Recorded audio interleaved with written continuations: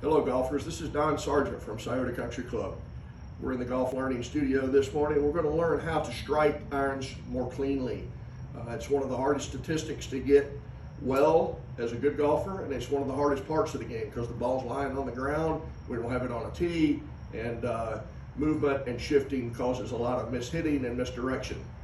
With the help of Swing Catalyst this year, I've learned a whole lot about how the body moves. And what we're going to learn this morning is the ball position, the head position, and the swing position to let us hit the ball consistently in the center of the face. In order to not hit the ground, we want the ball more in the front of the stance. Because when the ball's in the front of the stance, it gives the swing time to shallow out.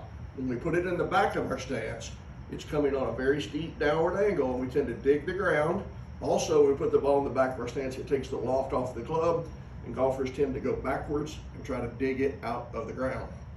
So the two things we need to do at setup are: number one, put the ball under your logo, left side of your face, your eye. The second thing we want to do is to put 65% of our weight on our front foot.